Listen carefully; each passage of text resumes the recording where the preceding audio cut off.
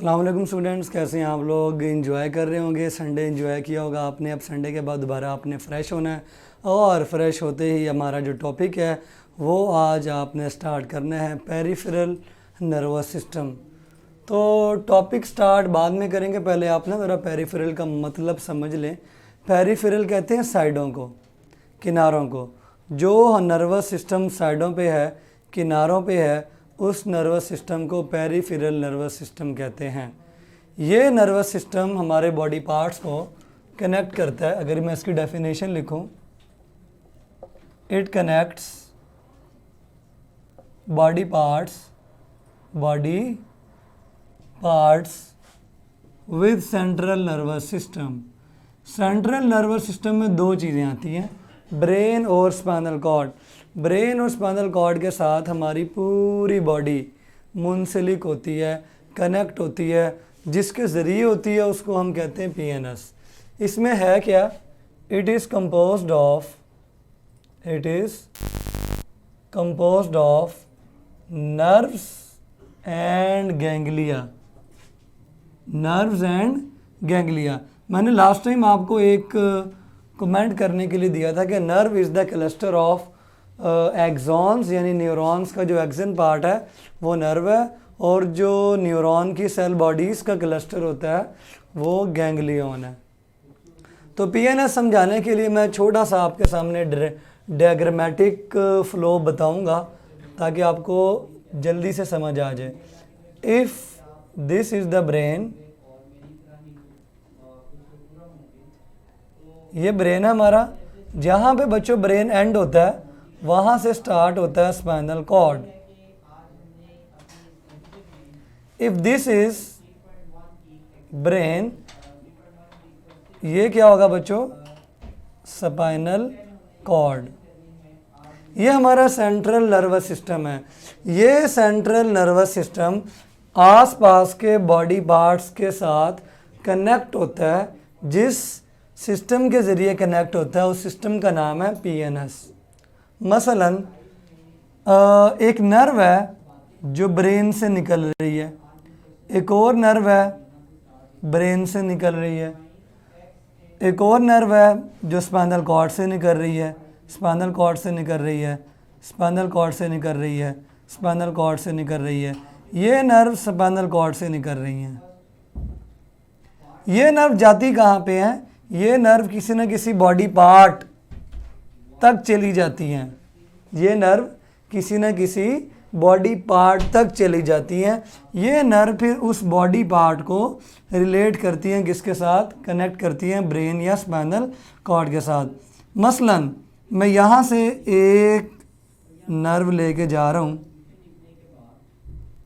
ये एक नर्व के ना मैंने दो हिस्से सेलेक्ट किए हैं। एक हिस्सा ऊपर वाला ये डॉर्सल है, एक हिस्सा नीचे वाला ये वेंट्रल है। डॉर्सल हिस्सा सेंसरी न्यूरॉन पे मुश्तमिल होता है और वेंट्रल होता है मोटर न्यूरॉन पे। इनका कनेक्शन किसी ऐसे इफेक्टर के साथ है या रिसेप्टर के साथ है जो स्पाइनल कॉर्ड के कंट्रोल में। मसलन ये अगर रिफ्लेक्स एक्शन की एग्जांपल लें तो ये बाजू है, बाजू की फिंगर टिप से एक सेंसरी न्यूरॉन नर्व इम्पल्स को स्पाइनल कॉर्ड तक ले जाता है। उसी नर्व से नीचे वाले जो रूट है उससे मोटर न्यूरॉन नर्व इम्पल्स को वापस लेके आता है यहाँ तक, और यहाँ कौन होता है, मसल होता है। चेक कर रहे हैं आप। ये एक मिक्स्ड नर्व थी जिसका एक पार्ट सेंसरी था और एक पार्ट मोटर था। शुरू में ये एक साथ आई, स्पाइनल कॉर्ड के करीब पहुंचते वक्त ये दोनों सेपरेट हो गई। सेंसरी रूट डॉर्सल रूट कहलाती है और मोटर जो है वो वेंट्रल रूट कहलाती है। इसका मतलब ये जो नर्व है, ये जो मैंने इतना बड़ा फाइबर बनाया है, ये फाइबर क्या कर रहा है, this fiber is connecting your receptor with your central nervous system and your central nervous system with your muscle. So दोनों बॉडी पार्ट्स को सेंट्रल नर्वस सिस्टम के साथ जोड़ने वाला जो सिस्टम है that is peripheral nervous system. Clear है। लें जी, अब मैंने आपको इन दोनों में थोड़ा सा मज़ीद एक्सप्लेन करना है। ये तो हो गई नर्व्स। इन नर्व्स में दो किस्म की नर्व्स होती हैं। एक वो नर्व्स जो दिमाग से निकल रही हैं, देखें ये नर्व दिमाग से निकल रही हैं, इनको हम कहते हैं क्रेनियल नर्व्स। इनमें 12 पेयर्स हैं, मीन 12 इधर से और 12 इधर से, यानी लेफ़्ट और राइट दोनों साइड से ये निकलती हैं क्रेनियल नर्व्स। दूसरी हैं स्पाइनल नर्व्स। स्पाइनल नर्व्स ऐसी हैं जो स्पाइनल कॉर्ड से निकलती हैं, इधर से भी और इधर से भी, लेफ़्ट साइड से भी और राइट साइड से भी। इनमें 31 पेयर्स हैं। एक पेयर कौन सा होगा? एक पूरी नर्व राइट पे और एक पूरी नर्व लेफ़्ट पे, तो ये दोनों नर्व मिलकर एक पेयर बनाएंगी। इस तरह के 31 जोड़े नर्व के स्पाइनल कॉर्ड से निकलते हैं और किसी न किसी बॉडी पार्ट पे जाके एंड होते हैं। ठीक है, इतना क्लियर हो गया कि नर्व्स कितनी किस्मों की हैं? 2 किस्मों की। क्रेनियल नर्व्स जो कि दिमाग से निकल रही हैं और किसी बॉडी पार्ट तक जा रही हैं। स्पाइनल नर्व्स जो कि स्पाइनल कॉर्ड से निकलती हैं और किसी बॉडी पार्ट तक जाती हैं। क्रेनियल नर्व सेंसरी भी हो सकती हैं, मोटर भी हो सकती हैं, जबकि स्पाइनल नर्व हमेशा मिक्स्ड नर्व होती हैं। So you will comment now, spinal nerves are always mixed nerves. Spinal nerves are always mixed nerve. तो ये जो मैंने 4 नर्व्स बनाई हैं ये क्रेनियल है और ये सारी नर्व्स जो हैं ये स्पाइनल नर्व्स हैं जो स्पाइनल कॉर्ड से निकल रही हैं। इतना पोर्शन क्लियर हो गया तो हम आगे चलते हैं। सो कमेंट करना है आपने कि स्पाइनल नर्व्स ऐसी नर्व्स हैं विच आर मिक्स्ड। मिक्स्ड का मतलब है उसमें एक रूट सेंसरी होगी और एक रूट मोटर होगी। क्रेनियल की नर्व किसी भी टाइप की हो सकती है। आपके बुक के मुताबिक जो नर्व्स ब्रेन से निकलती हैं उनको क्रेनियल नर्व्स कहते हैं और इनका दूसरा नाम सेरिब्रल नर्व्स भी है। ये सेंसरी भी हो सकती हैं, मोटर भी हो सकती हैं और कुछ मिक्स्ड भी हो सकती हैं। मैंने अभी बताया आपको किसी भी टाइप की ये क्रेनियल नर्व हो सकती है, जबकि spinal nerves are always mixed nerves. उसमें सेंसरी नर्व भी होगी और मोटर नर्व भी होगी। क्लियर है? सेंसरी नर्व तो हो गई। जो मोटर नर्व है जो इफेक्टर तक जाती है उस नर्व से बनने वाला रास्ता मोटर पाथवे कहलाता है। So comment again, motor pathway is from CNS to effector. Motor pathway mean जो ऑर्डर भेजता है, जो इफेक्टर को रिस्पॉन्स देने के लिए उकसाता है, वो सेंट्रल नर्वस सिस्टम से लेके कहाँ तक है? इफेक्टर तक है। ये मैंने आपको बताया मोटर पाथवे है, which is the part of peripheral nervous system. एक तो वो पार्ट है ना जो बॉडी पार्ट से नर्व इम्पल्स को टूवर्ड्स CNS लेके जा रहा है।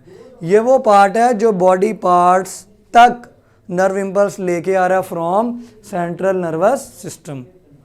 तो मोटर पाथवे के अंदर आगे 2 किस्म के पाथवेज हैं। 2 किस्म के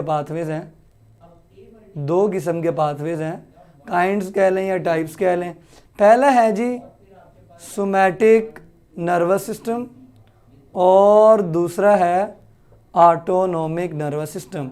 सोमैटिक ऐसा पाथवे है मोटर का फ्रॉम CNS टू इफेक्टर जिसमें इफेक्टर हमेशा वॉलंटरी हो। इफेक्टर हमेशा क्या हो? हमारे कंट्रोल में हो। मसलन अगर CNS से मैसेज जाता है ना मस्कुलर ऑर्गन तक, स्केलेटल मसल तक, तो वो हमारे कंट्रोल में। हम जब चाहें बाजू हिलाएं, जब चाहें टांगे हिलाएं, जब चाहे गर्दन जो है वो हिलाएं। ऐसे मसल तक जो मैसेज आता है वो पाथवे सोमैटिक नर्वस सिस्टम है।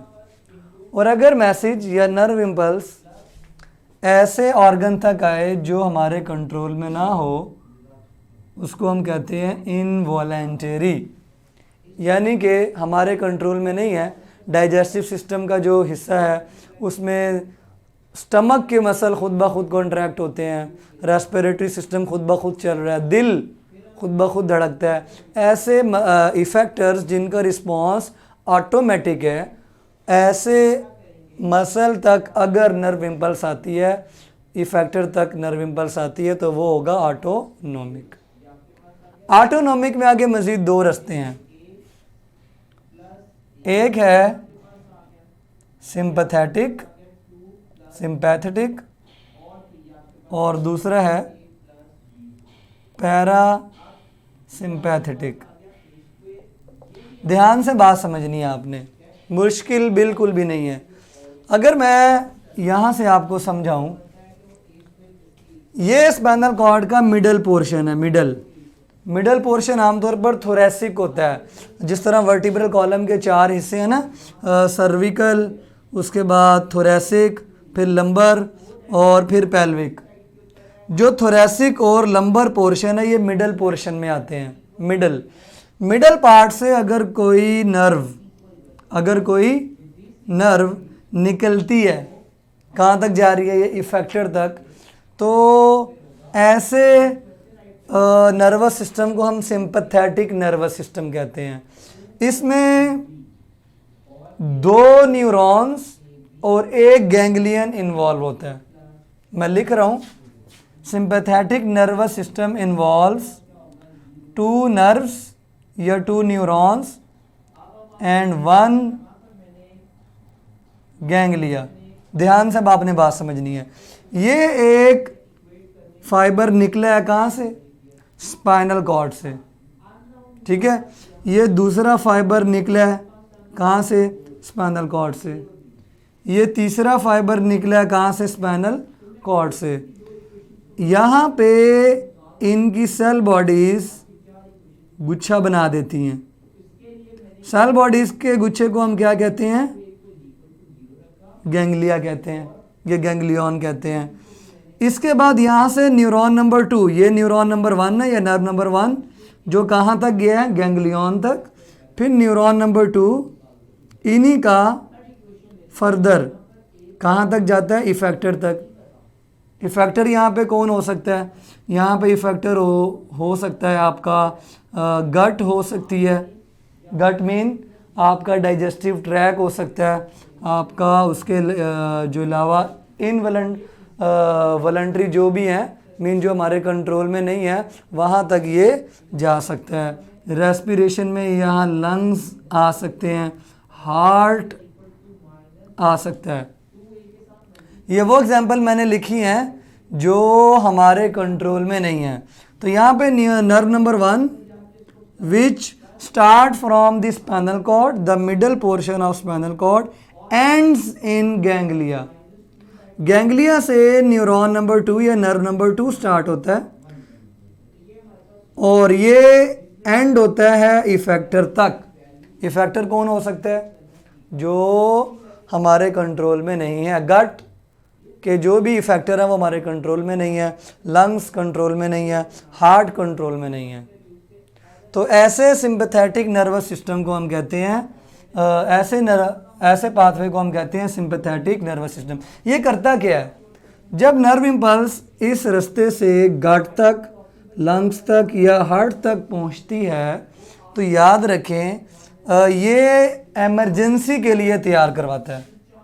It is use for emergency, it is use for stress. इस स्ट्रेस के अंदर ये क्या करेगा, ये आइज़ भी यहाँ पे हो सकती हैं। एक और मैंने आपको इफेक्टर बताया, आइज़ हो सकती हैं। अब ये क्या करेगा, ये नर्वस सिस्टम स्ट्रेस के लिए, दबाव के लिए, डेंजर सिचुएशन आ चुकी है, आपको तैयार करेगा। कैसे करेगा, आइज़ में जो प्यूपिल है वो डायलेट कर जाएगा। डाइजेशन जो है, जो हमारा स्टमक है, जो इंटेस्टाइन्स हैं, गट है, वो रुक जाएगी अपनी वर्किंग करने में। लंग्स जो है वो तेज़ कर देंगे ब्रीथिंग के रेट को, सांस ज़्यादा आएगी, ऑक्सीजन ज़्यादा आएगी।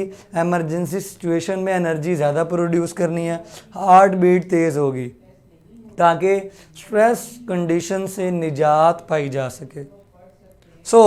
इसने सिर्फ क्या किया है, स्ट्रेस कंडीशन में ये 3-4 फैक्टर्स को स्टिमुलेट किया जिन्होंने अपना अपना फंक्शन परफॉर्म करके आपको फाइट और फ्लाइट के लिए तैयार किया। इसका मतलब ये है कि इन फाइबर्स का एक तरफ कनेक्शन स्पाइनल कॉर्ड के साथ है और दूसरा कनेक्शन ऐसे इफेक्टर्स के साथ है जो हमारे कंट्रोल में नहीं है। मीन ये तारे हैं, ये बिजली की तारों की तरह तारे हैं जो इन तारों को क्या कर रही हैं, ये तारें इन ऑर्गन्स तक जा रही हैं, इनवॉलंटरी ऑर्गन तक, ये तारे हैं बेसिकली। क्लियर है?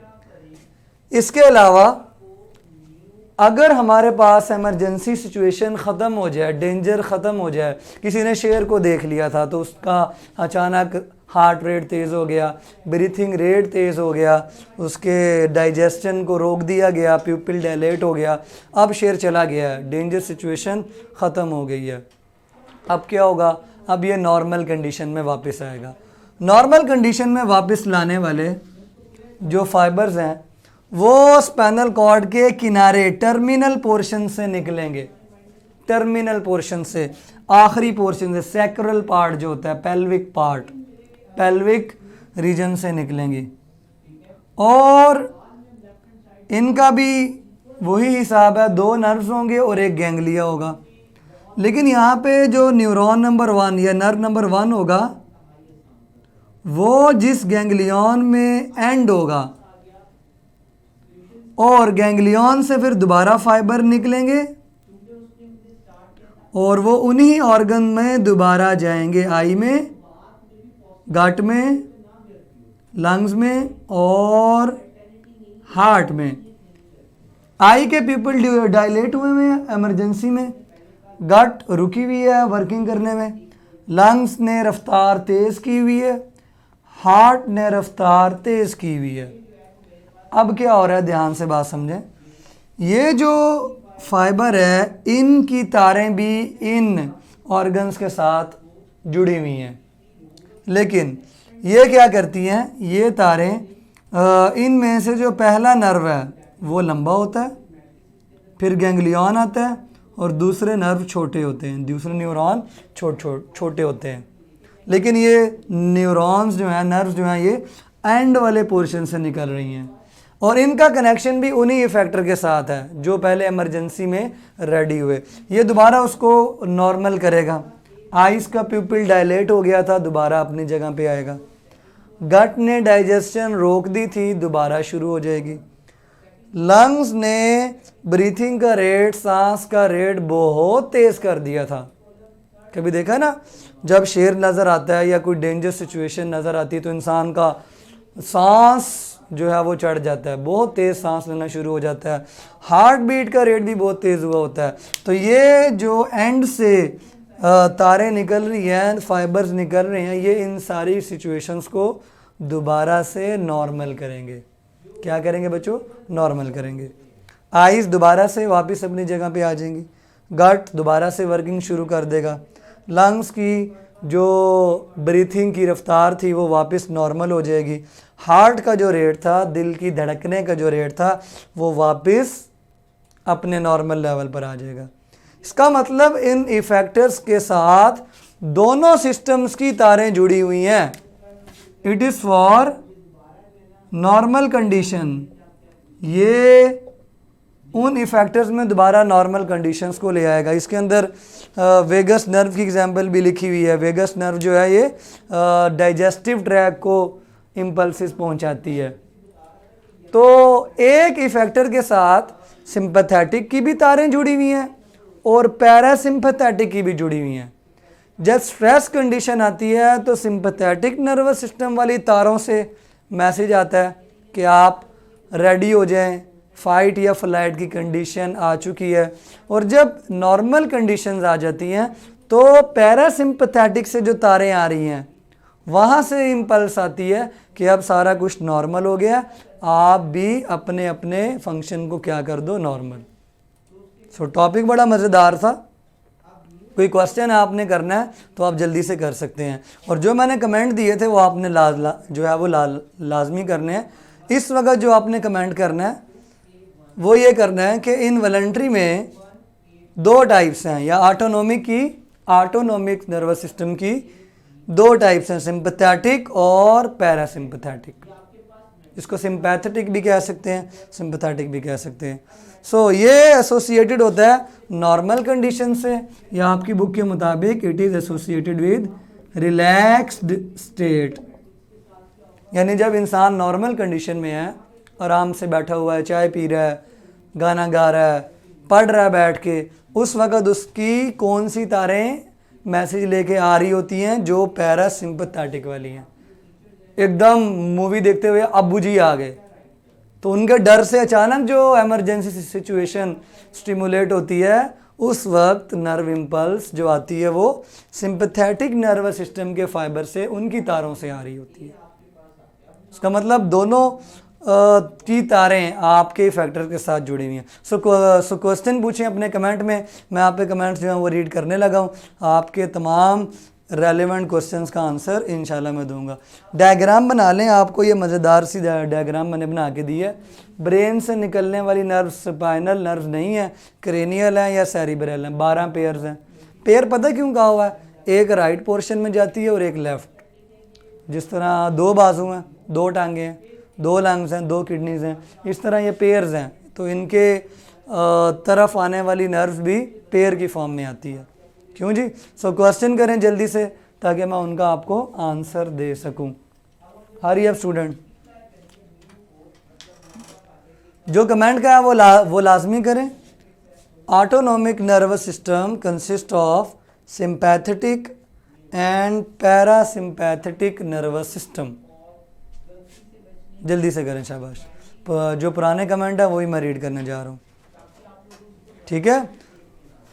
हाँ जी, कोई क्वेश्चन है तो जल्दी से कर लें। किसी बच्चे ने क्वेश्चन किया हुआ था कि ये स्पीड कितनी है। स्पीड में एक बच्चे ने खुद ही आंसर दे दिया, वेरी वेरी गुड। पेज 65 पे बॉक्स में लिखा हुआ है 100 मीटर पर सेकंड जो है वो नॉर्मल स्पीड है, और 120 मीटर पर सेकंड मैक्सिमम स्पीड रिकॉर्ड हुई है। हाँ जी गाइस, मज़ीद क्वेश्चन करें। बड़ा टेक्निकल सा ये टॉपिक था। इसमें ये जो मैंने आपको बताया ना कि ये मिडल पोर्शन से नर्व निकल रही हैं, एंड वाले पोर्शन से निकल रही हैं, ये आपके सामने है, ठीक है? और कोई क्वेश्चन? क्वेश्चनिंग के बगैर आपका कॉन्सेप्ट 100% क्लियर नहीं हो सकता। लें जी, उसके बाद एक क्वेश्चन है, हमारी आई कितने मेगापिक्सल है? अभी मेगापिक्सल तो मेरे ख्याल है कोई 500 एंड समथिंग मैंने एक जगह पढ़ा था, लेकिन इतना बता दूं इसकी जो रिजॉल्विंग पावर है वो 1 मिलीमीटर है। 1 मिलीमीटर, या अगर आपने वाकई मेगापिक्सल देखने हैं तो 0.1 या 1 मिलीमीटर जो है वो इसकी रेजोल्यूशन है, लेकिन आपको एग्जैक्ट मेगापिक्सल नेट से मिल जाएगा। मैंने 500 एंड समथिंग मेगापिक्सल की वैल्यू पड़ी हुई है, ठीक है? आप इससे क्वेश्चन करें जो नर्वस सिस्टम मैंने पढ़ाया। हाँ जी, क्वेश्चन नहीं है आपका तो मैं टॉपिक यहाँ ख़त्म करता हूँ। अगर क्वेश्चन है तो मैं उसका आंसर देने के लिए तैयार हूँ। जी बच्चे, क्वेश्चन है तो जल्दी से करें। इसमें से आप लोगों ने MCQs भी राइट डाउन करने हैं। नर्व्स की कितनी तादाद है, नर्व्स के नाम क्या हैं, 2 इसके रूट्स क्यों हैं। ये 70 पे जो डायग्राम बनी है उसमें स्पाइनल कॉर्ड की दोनों रूट्स को दिखाया गया है। वेगस नर्व मैंने अभी कहा था, लिख लें। Vagus nerve transmit nerve impulses to digestive tract, to digestive, बल्कि लिखे टू एब्डोमिनल रीजन। ये जो सारा एब्डोमिन है ना, इसके अंदर ये स्टमक वगैरह मौजूद हैं, ये एब्डोमिनल रीजन है, इंटेस्टाइन वगैरह, इस तरफ जो नर्व इम्पल्स लेके जाती है नर्व, उसका नाम है वेगस नर्व। फाइट और फ्लाइट बेटे इमरजेंसी जो है वो सिचुएशन है। आपने लड़ना हो, उड़ना हो, अचानक से भागना हो, तो ये इमरजेंसी सिचुएशन है। ये क्या बच्चों? इमरजेंसी।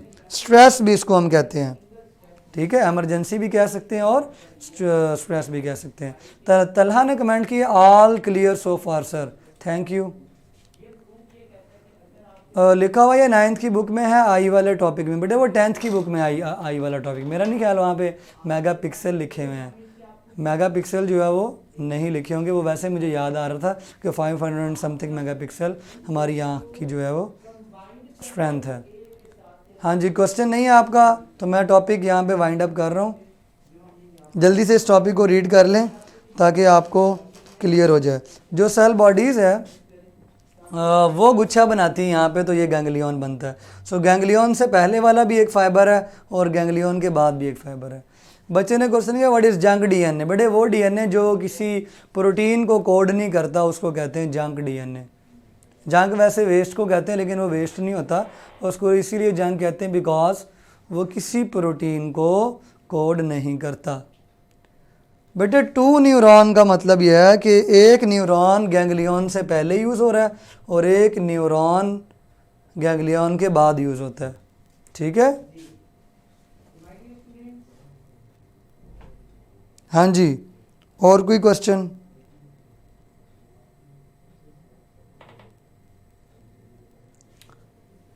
लगता है आप लोगों ने क्वेश्चन कर लिए हैं और बाकी क्वेश्चन नहीं आ रहे, तो हम अपना टॉपिक यहाँ पे वाइंड अप करते हैं। डायग्राम मैंने आपको बनवा के दी है बड़ी खूबसूरत सी, इसमें हर चीज़ क्लियर हो रही है कि कौन सी नर्व ब्रेन से निकल रही है और कौन सी नर्व स्पाइनल कॉर्ड से निकल रही है। और स्पाइनल कॉर्ड के भी मिडल पोर्शन से जो नर्व निकलती हैं वो सिंपैथेटिक में आती हैं और जो नीचे वाले पोर्शन से निकलती हैं वो पैरा सिंपैथेटिक नर्वस सिस्टम। बेटे ये हर सेल में होता है, डीएनए के अंदर ही ये वाला डीएनए भी शामिल होता है। यूटिलाइज का मतलब होता है इस्तेमाल करना। तो 2 न्यूरॉन यहाँ इस्तेमाल हुए, एक गैंग्लियन से पहले और एक गैंग्लियन के बाद। 1 मिनट हो रहा है आपके आंसर देने के लिए मैं मौजूद हूँ, जल्दी से क्वेश्चन कर लें। एक बच्चे ने कमेंट किया लाइव वीडियो शो नहीं हो रही। क्यों नहीं हो रही भाई? हो रही है। और एक बच्चे ने कमेंट किया ganglion. Ganglion is the group of cell bodies. Ganglion is the group of cell bodies. ठीक है, लें जी, आज का हमारा टॉपिक ख़त्म हो गया। बहुत ही इंपॉर्टेंट था बोर्ड पॉइंट ऑफ व्यू से, आपको इसमें डिफरेंस आना चाहिए सोमैटिक और ऑटोनोमिक में, क्रेनियल और स्पाइनल नर्व्स में, सिंपैथेटिक और पैरासिम्पैथेटिक नर्वस सिस्टम में डिफरेंस आपका बड़ा ही इंपॉर्टेंट है। सो अब हम नेक्स्ट जो डिसऑर्डर्स हैं उसकी तरफ कल जाएंगे, तो कल तक के लिए अपना ख्याल रखें। मुझे इजाज़त दें। अल्लाह हाफिज़।